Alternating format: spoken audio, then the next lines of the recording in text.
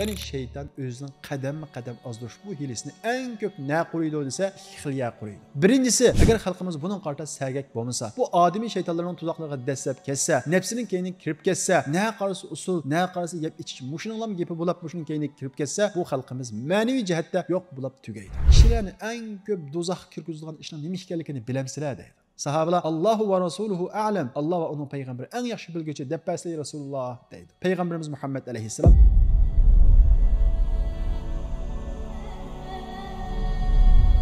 Allah Teala Kur'an-ı Kerim'de ya eyyühellezine amenu la tettebi'u hutuvati şeytan. Ey Allah işleyen kişiler, ey müminler, şeytanın kadem azdırdığı tuzaklara ergeçmenler. Ve men yettebi'u hutuvati şeytan fe innehu ya'muru bil fahşai vel munkar. Kim ki şeytanın kadem azdırdığı bu tuzaklara ergeçidiken şeytan hakikaten silani fahişige, yaman işqa, munkerge buyuruydu deydi. Qarab bakadigan bolsak Allah Teala bu ayette bizni şeytanga bevasita ergeçmenler demestin şeytanın hutuvalarına yani bizni azdırışını qo'yadigan tuzaqlarga qadam qiltaqlarga dasimanglar. Kimki shaytonning bu qadam tuzaqlarga dassaydi ekan, shayton sizlarni fohishiga, yomon ishga buyuriydi deydi. Ya'ni shayton bizni bevosita azdirmaydi. Bevosita Alloh cheklagan munkarga, fohishiga boshlamaydi. Balki u fohishiga, u munkarga boshlash uchun bir qancha qadamlik tuzaqlarni quriydi. Bu sebepten Allah Teala bizni şeytanın yiroqdan keladigan o tuzaqlarga dasimanglar deydi. Ve shundaqla İmam Qurtubi ve İmam İbn Kesir Abdullah ibn Abbas radıyallahu anhudan naql qilgan bir vaqalikda şeytanın bu hile mikri, yani bizni fahishiga tushirish uchun quradigan bu hile mikri tafsili bayon qilinadi. Bu vaqalik bo'lsa, Bani İsrailda bir adam bor ekan. Bu nayet taqvo, abid, ibodat bilan mashg'ullan bo'ladigan kishi ekan. Atrofdagi kishilar, ya'ni mahallada kishilar bu odamni nayet ishonchlik deb qaraydi ekan. Mushu mahalladan 3 akufka Allah yo'lida jihad qilmoqchi bo'libdi. Lekin bu 3 akufkaniki bir singlisi bor ekan. Bu 3 akufka biz Allah yo'lida jihadga chiqib kelsak, singlim yolg'iz qoladi ekan. Singlim tehi kichik, buning tamoq masalasi bor. Buni kimga omonat qilamiz deb maslahatlashibdi.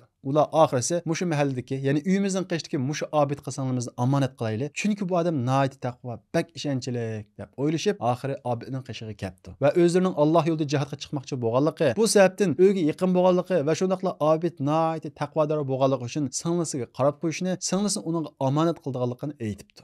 Obid buni anglab astag'firulloh, hargiz bo'lmaydi. Men degan ibodat bilan mashg'ul odam bundaq nomahram bir qizga qarayamayman, uni omonatga olmayman deb turibdi. Lekin bu 3 akufka sizdan boshqa hech qandaq bir taqvodir, ishonchlik odam topolmadi. Faqat siz uyimiz yaqin bo'lg'achqa bir qatim tamoq olib bersangizdan bo'ldi debdi. Oxiri obid bular Alloh yo'lida jihadga chiqqandan keyin bu savob bo'lsa tapay deb ma'qul bo'libdi. Shunday qilib bu 3 akufka Alloh yo'lidagi jihadga chiqib ketibdi. Va'dasi bo'yicha obid har kunisi attigan u qizning uyining oldiga tamoqni olib qo'yiblam qaytibdi. O qiz bilan salomlashmabdi, paranglashmabdi. Bir qancha kun o'tgandan keyin shayton vasvasini qadam ozdirgan tuzuqini qurishga boshlabdi. Va bu obidga "Aksan bu qizni omonat qo'ygan tursa, sen faqat tomoqni olib qo'yiblam qaytib kelsang, uning ahvol so'masang qandoq bo'ladi? Sen omonatga ega chiqmayotsa, u kasalmi, ahvoli qandoq turadi? Buni bilmasang bo'lmaydi. Shu uning qishiga berib, sirtdan bo'lsa-mu, ya'ni eshikning sirtidan bo'lsa-mu, uningdan bir ahvol so'r deb vasvasa qilibdi. Obid rassadi. Men tomoqlam olib qo'ysam, omonatga ega chiqmagan bo'laman deb tomoq olib qo'ygach eshikning sirtidan ahvolingiz qandoq deb u qizning ahvol so'rashga boshlabdi. Shunday qilib bir qancha kun o'tgandan keyin shayton ikkinchi qadamni boshlabdi. Sen endi eshikning sirtida turib uningdan ahvol so'rasang, uning bilan paranglasang, yo'ldan o'tgan kishilar senga nima deydi? Bu fitnaga sabab bo'lmamdi. Shunga sen uyning ichiga kirib uning ahvol so'ragin debdi.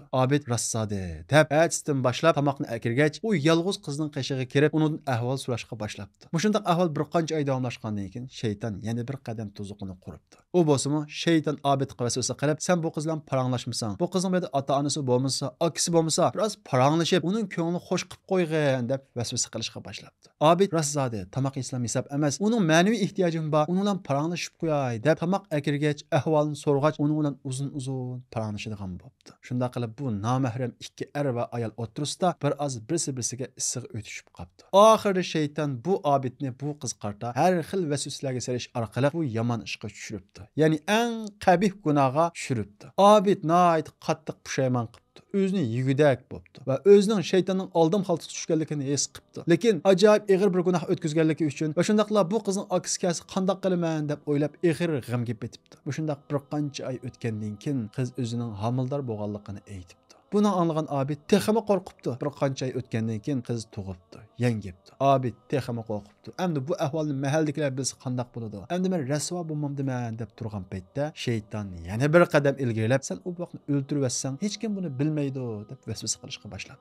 Abid shaytonning bu tuzug'iga tushib buqni o'ldirib o'tmoqchi bo'ldi va buqni bir cho'lga elib chiqib, u yerga o'rak qo'lab buqni ko'mib etdi. Shunday qilib vaqtdan qutulgan bo'ldi.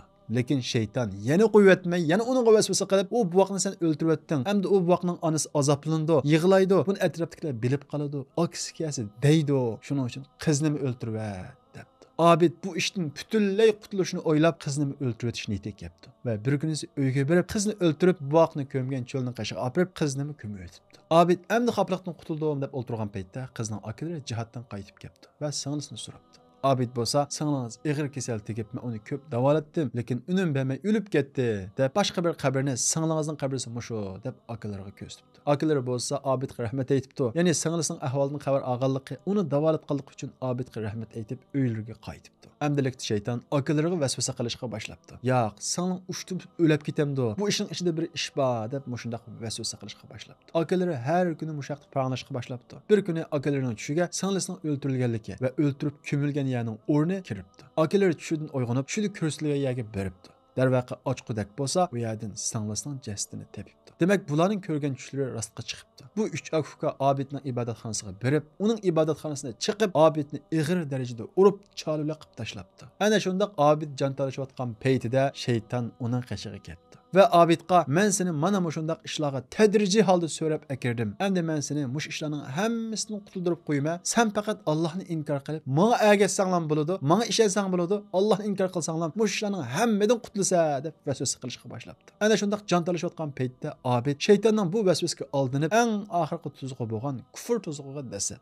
Ya'ni Allohni inkor qildi. Bu haqda Alloh taolo Qur'on Karimda kamathali shayton iz qala lil insani kfur falamma kafara qala inni bari'un mink. Ular shaytonga o'xshaydi. Shayton bo'lsa ayni davrda bir odamga Allohga kofir bo'l dedi. U odam Allohga kofir bo'ldi. Shaytonga ergashdi. Shaytonga ergashib Allohga kofir bo'lgandan keyin shayton inni bari'un mink. Men sendan ado judo dedi.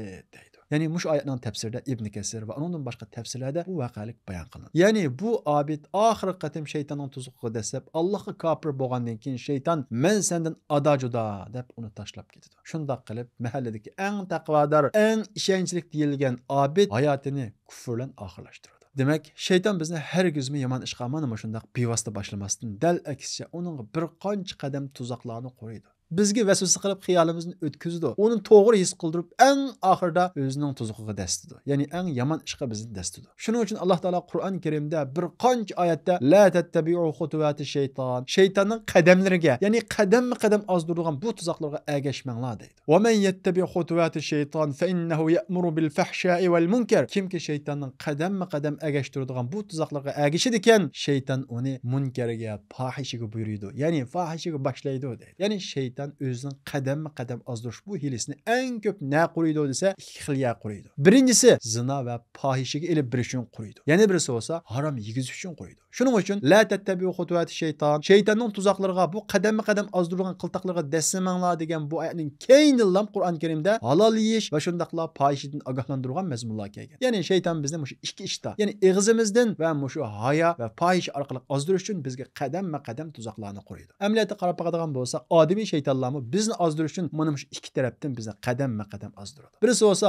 hayosizlikqa qadam boshlaydi. Yana birisi bo'lsa harom yegizish uchun, ya'ni yemek ichmakda shubiylik, haromlarni yegizish uchun qadam tuzoqlarni quriydi. Masalan, bugungi kunimizda vatanimizga qarab boqadigan bo'lsak, hammadan nima ko'p desak, mana shu usul, naqsha va shundaqla yemek ichmakning ishi eng ko'p. Nega qarasa usul o'ynayotgan, na qarasa yeb ichayotgan mushundaq bir manzarani ko'ramiz. Nima uchun? Chunki vatanimizdagi u odamiy shaytonlar bizning xalqimizni yo'qotish uchun, ozdirish uchun, halok qilish uchun mana shu ikki nuqtadan kelyapti. Ya'ni hayosizlik, fohisha va yemek ichmak. Ya'ni bizni yemek ichmak bilan mahkum qilib, va shundaqla harom yegish orqali bizni qul qilishni maqsad qiladi. Demak, odamiy shaytonlar bo'lsin va yoki jinniy shaytonlar bo'lsin, bizni ozdirish uchun iffat va yoki galga qadam ozdiradigan tuzoqlarni qurib, mush orqali bizni ozdiradi. Bu odamiy va jinniy shaytonlarning o'rtaq hilasi. Bu sababdan payg'ambarimiz Muhammad alayhisalom men yadmanu li bayna lihihi va ma bayna rijlayhi admanu lahu al-janna. Qandaq bir odam mush ig'izga va shundaqla avratiga, ya'ni ip ippitiga himoya qilishga kepil bo'ladi ekan, men uningga jannatga kepil bo'laman deydi. Ya'ni ippitini saqlay olgan odam va shundaqla shu gelni saqlay olgan odamga men jannat bilan kepil bo'laman deydi. Dal mana shu sababdan, ya'ni bizning jannatga kiradigan eng muhim nuqtamiz ippitimiz va gelimiz bo'lg'achqa, odamiy va jinni shaytonlar bizga mush tarafimizga har xil tuzoqlarni, qadam-qadam ozdirgan tuzoqlarni quruydi. Chunki biz gelimiz va ippitimizni saqlash orqali jannatga kirsak, ippitimizni va gelimizni saqlayolmaganligimiz tufayli do'zax kirib ketamiz. Shayton bizniki do'zax kirib ketishimiz uchun mana shundaq gelimiz va ippitimizga qadam-qadam ozdirgan tuzoqlarni qo'ydi. Payg'ambarimiz Muhammad alayhisalom buyurdi: "Atadruna ma akthar ma yudkhilun nasan nar." Kishilarni eng ko'p do'zaxga kirgizadigan ishning nima ekanligini bilamsizlar deydi. Sahabalar Allahu va rasuluhu a'lam. Allah va uning payg'ambari eng yaxshi bilguchi deb pasli Rasululloh deydi. Payg'ambarimiz Muhammad alayhisalom: "Fa inna aktharu ma yudkhilun nasan nar al-ajafan." Kishilarni eng ko'p do'zaxga kirishiga sabab bo'lgan ish bo'lsa, ikki a'zosi deydi. Ya'ni ig'zi va ana shu iffat manbasi. Chunki shu ig'iz va haya manbasi, numus manbasi bo'lsa, insonning nafsining markazi. Qanday bir odam ig'ziga hokim bo'la olsa, ig'izni qo'g'day olsa va shundaqla o'zining hayosini, iffatini qo'g'day olsa, u odam haqiqiy ishonchli, sog'lom, axloqli odam hisoblanadi. Aksiya ig'izi va iffatidan ketsa, u odam shaxsiy ibodatda qanchalik yaxshi bo'lsa-mu, u odam boshqa ishlardan ketib qoladi. U odam ishonchli,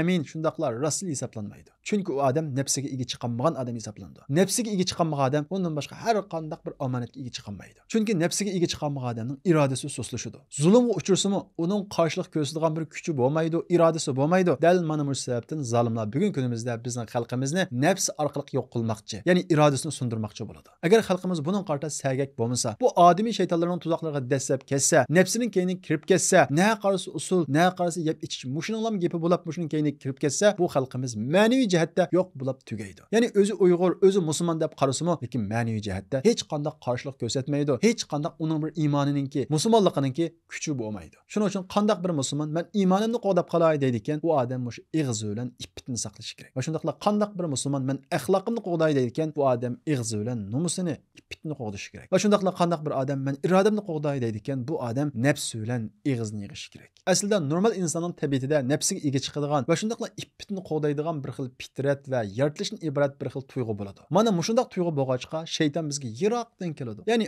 asta-asta bizni iffatsizlashtiradi. Shuning uchun bir jamiyatdagi iffatsizlik biroqlam o'ttirga chiqmaydi. Tadrijiy asta-asta o'ttirga chiqadi. Shuning uchun shayton bir odamni iffatsizlashtirmoqchi bo'lsa, uningga qadam-qadam tuzoq qo'yadi. Masalan, bir ayolni iffatsizlashtirmoqchi bo'lsa, uningga eng avval sen o'zingni so'y, o'zingni yaxshi ko'r deganga o'xshash vasvaslarni qilish orqali, old bilan har xil kishilarning, erlarning diqqatini tortadigan kiyimlarni kiyish orqali mana shundaq vasvasa qiladi. U ayol erlarning diqqatini tortishga hirsman bo'lib, ana shundaq har xil kiyimlarni, ya'ni islomga uyg'un bo'lmagan kiyimlarni kiygandan keyin yana bir qadam ilgarilab ba'zi badallarni echish qiziqtiradi. Undan keyin rasmlarni to'g'ri chiqarishga va undan boshqa har xil vositalar qiziqtiradi. Qarab boqadigan bo'lsak, bugun kunimizda axloqsizlashib ketgan va iffatsizlashib ketgan ayol bo'lsin, er bo'lsin, ularningki tadrijiy holda iffatsizlashganligi, tadrijiy holda axloqsizlashganligini ko'ramiz. Ya'ni shayton ularni ana shunda qadam-qadam asta-asta ozdirgan, asta-asta o'zining nafsiga qul qilgan. Shuning uchun ippitimizni, hayyorimizni saqlayli. Shaytonning qadam-qadam ozdiradigan bu tuzuqqa dastlab yomon ishlarga tushib qolmayli deydi ekanmiz. Er olsun, ayol olsun, namahram orasidagi munosabatga qattiq diqqat qilish kerak. Islom qo'ygan o'lchamdan, islom qo'ygan siziqdan oshmasligimiz kerak. Hargizmi shaytonning vasvasiga aldanib bu degan 21-asr bizda yomon niyat yo'q. Biz degan diniy qarindosh va yoki biz degan do'st degan bu xil vasvaslarga aldanib, o'g'il qizlar namahram siziqidan o'tib ketishdan qattiq saqlanish kerak. To'g'ri, sizning dastlabda yomon niyatingiz bo'lmasligi mumkin, lekin shayton sizni u yaxshi niyatingizni qo'ymaydi. Tadrijiy holda sizga vasvasa qilish orqali sizni yomon ishga tadrijiy asta-asta boshlab akiradi. Shuning uchun payg'ambarimiz Muhammad alayhisalom la yaxluwanna rajulun bi imro'a fa inna ash-shaytona thalithuhuma. Bir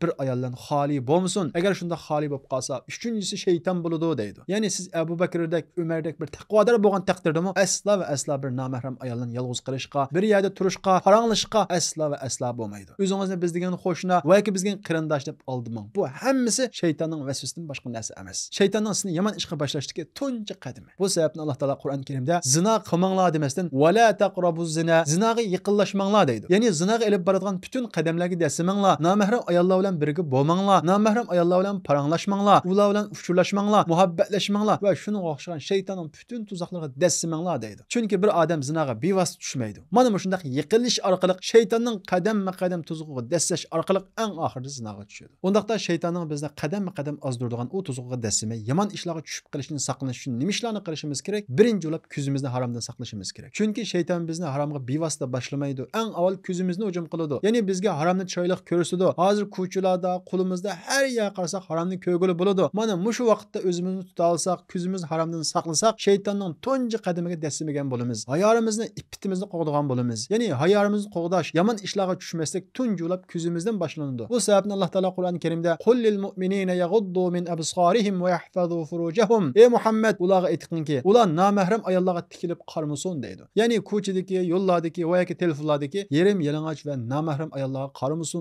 uni ko'rmasin va yahfazu furujahum va avratlarini zinodan saqlasin deydi. Ya'ni zinodan saqlashning birinchi qadami ko'zimizni haromdan saqlash. Odatda biz buni ko'p holda sal qaraymiz. Yoshlarni bo'lsa bu ko'zni haromdan saqlamaslik tadrijiy holda ikkinchi qadamda onanizm va shunga o'xshagan ig'ir gunohlarga, ig'ir kasallarga mubtalo qiladi. To'y qilib bo'lgan odamlarni bo'lsa bu haromga qaraversa, telefondan chiqqan u nomahram yerim yalang'och ayollarga qaraversa, uydagi halol juftini shayton ko'ziga sat ko'rsatadi. Telefon qarasa, shundaq chiroyli ayollar. Uyga qarasa bo'lsa, shayton uydagi halol juftini uningga chiroyli ko'rsatmaydi. Ya'ni biz ko'zimizni nomahram ayoldan shundalan bo'lgandan keyin oilada huzur tugaydi. Chunki uydagi ayolimiz ko'zimizga sat ko'rinishga boshlaydi-da. Musulmon bo'lib qolsak, ikkinchi ayol olaman, uchinchi ayol olaman deb izlaymiz. Amaliyotda bu bir shaytonning yenisi. Ya'ni shayton bizni uyimizlik ayolimizni ko'zimizga sat ko'rsatib, nomahram ayollar bilan paranglashtirib gunohga dastidi. Mana bu shunda qadam-qadam ozdirib, eng oxirida bizni yomon ishlarga boshlaydi. Shuning uchun ko'zimizni haromdan saqlashimiz kerak. Ayollarni o'xshashla harom qarashdan saqlanish kerak. Va shundaqla zinnatni oshkor qilishdan saqlanish kerak. Alloh taolo bu vaqtda Qur'on Karimda ayollarga o'xshash xitob qilib, "Qul lil mu'minati yaghdudna min absarihinna va yahfazna furujahunna." Mu'min ayollarga aytganki, ularning nomahram erlarga qaramasin va shundaqla avratlarini zinodan saqlasin va la yubdina zinatahunna. Zinnatlarini oshkorlamasin deydi. Bilganimizdek Alloh taolo erlarni kuchli qo'pol yaratgan bo'lsa, ayollarni go'zal, nozik yaratgan. Ayollarning nozikligi ularning ojizligi bo'lmasdan, ularning zinnati. Ayol kishi o'zining nozikligi va shundaqla zinnatini qancha oshkorlasa, bu ularning shaytonning ozdirish qadamiga dastaganligining bir alomati. Chunki odamiy va jinniy shaytonlar ayollarni ozdirishda ularning go'zalligini namoyon qilish, oshkor qilishga qiziqtirish orqali ularni ozdiradi. Ya'ni o'zingni so'y, tuyg'ularingni bostirma, oshkor qil, sen o'zingni quchoqla deganga o'xshagan bu shunda g'arbning har xil falsafalari orqali ularning zinnatlarini oshkor qilishga, nomahram erlarga chiroyli taraflarini oshkor qilishga qiziqtiradi. Mana bu shaytonning ayollarni ozdirishdagi tunji hillari. Vaholanki Alloh taolo Qur'on Karimda "Va la yubdina zinatahunna illa ma zahara minha." Zinnatlaringlarni oshkorlamanglar deydi. Ya'ni nomahram erlardan zinnatinglarni yushiringlar deydi. Va shundaqla Alloh taolo Qur'on Karimda biz ulgu oladigan, musulmon ayollar ulgu oladigan mu'minlarning onlariga xitob qilib, "Ya nisa'an nabiy lastunna ka ahadin minan nisa in taqaytunna fala taqda'na bil qawli fayatma'a alladhi fi qalbihi marad." Ey payg'ambarlarning ayollari, sizlar boshqa ayollarga o'xshamaysizlar. Sizlar nomahram erlarga gap qilgan vaqtinglarda nazokat bilan gap qilmanglar. Agar undaq nazokat bilan nazlanib turib gap qilsanglar, qalbida kasal bor kishilar bir narsalarni o'ylab qoladi. Sizlar qarta yomonlik o'ylab qoladi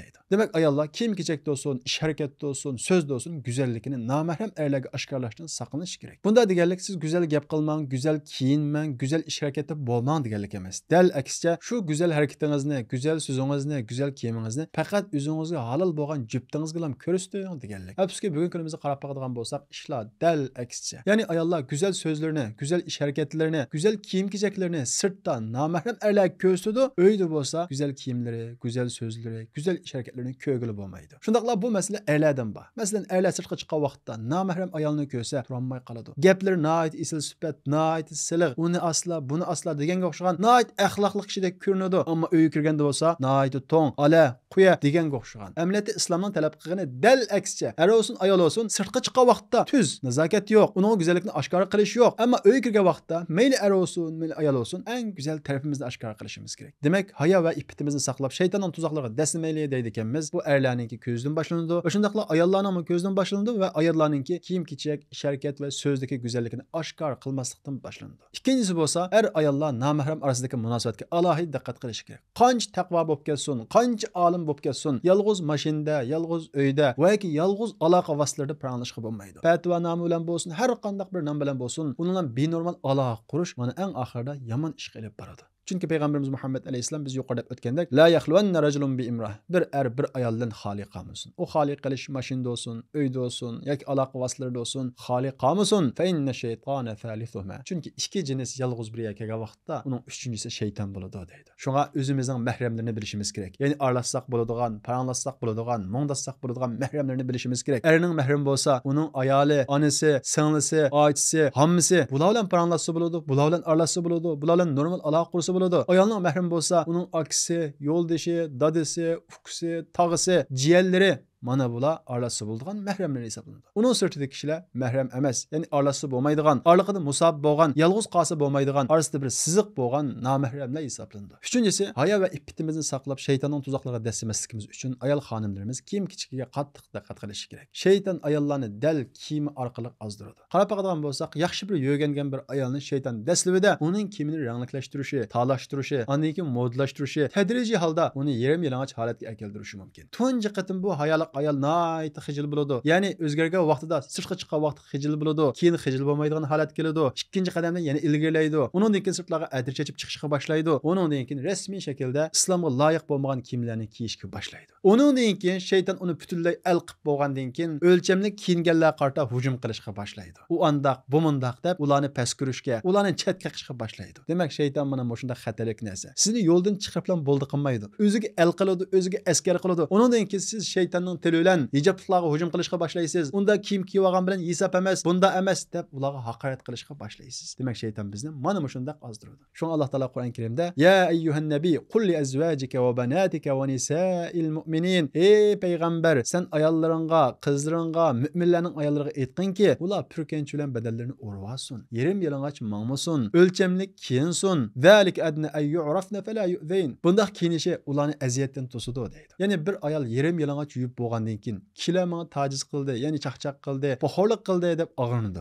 Albatta uning buxorlik qilishi xato, lekin u xato ishga sabab bo'lgan bir ish bor. U bo'lsa-mu sizning erlarning diqqatini tortadigan darajada atirlarni chechib chiqishingiz, sizning yerim yalang'och kiyinishingiz, sizning kishilarning diqqatini tortishga tirishingiz, sizning ularning ana shunda xatolik o'tkazishiga sabab bo'lgan. Shuning uchun ularning xatolashmaslik uchun sizmi xatolik o'tkazmang. Siz o'zingiz kiyinish orqali men bir musulmon ayol, menga gap qilmang degan bu shuarni ko'taring. Chunki bir ayolning o'lchamli shaklda kiyinganligi men iffetlik ayol, menga chaqchaq qilmang, menga buxorlik qilmang deganligi. Aksicha atirlarni chechib sirtqa chiqsa, erlarning diqqatini tortsa, uchuq kiyinsa, bu erlarning diqqatini tortib, menga buxorlik qiling degan bir uchuni bermamdi. Albatta bu ularning buxorlik qilishini aqlamaydi. Lekin ayollar uningga bir yo'l ochib bermaslik kerak. Shaytonning tuzug'iga dasmaslik kerak. Shayton sizning bugun yig'liqingizni oladi, at kiyimingizni soldiradi, undan keyin yomon ishlarga boshlaydi. Ya'ni shayton sizni tadrijiy shaklda ozdiradi. Shuning uchun shaytonning tuzug'iga dasmay deydi ekanmiz, ayol xonimlarimiz islom ko'rsatgan o'lchamli shaklda kiyim kiyish kerak. Undaqda islomdagi ayollarning kiyimining o'lchami nima? Ixtilofsiz, da'tilassiz ayollarning kiyimidagi o'lcham bo'lsa, birinchidan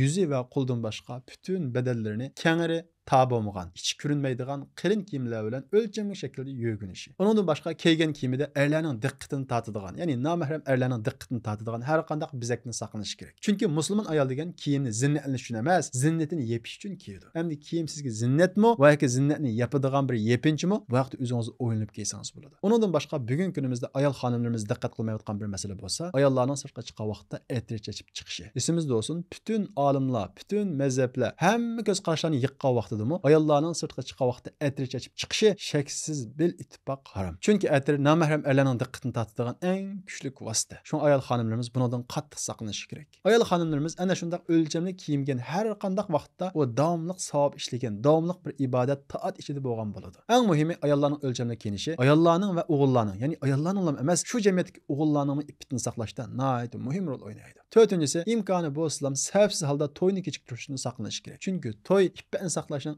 eng yaxshi yo'li. Hamda to'y qilish masalasi, bularmi bugun kunimizdagi o'g'il qizlarning to'y qilish masalasi bu jamiyatga yuklangan vazifa. Jamiyatning cho'nglari, ahli ulamolar va shundaqla har bir odam o'zining atrofidagi yoshlardan mas'ul. Shuning uchun har birimiz atrofimizdagi yoshlarga, qizlarga diqqat qilib, ularning g'amini yeyishimiz, ularning ahvol so'rab, ularni to'ylab qo'yish uchun tirishchilik ko'rsatishimiz kerak. Bu har birimizning ustiga tushgan bir majburiyat, bir mas'uliyat. Payg'ambarimiz Muhammad alayhisalom: "Ya ma'shara shabab, man istata'a minkum al-ba'a falyatazawwaj." Ey yoshlar jamoasi, imkoninglar bo'lsa to'y qilinglar. Chunki to'y qilish ko'zni haramdan saqlaydi va iffetinglarni himoya qiladi deydi. 5-inchisi, hayo va iffetimizni saqlashda shuni esimizga olish kerakki, hayo iymonning jufti. Hayo bayada iymon bor.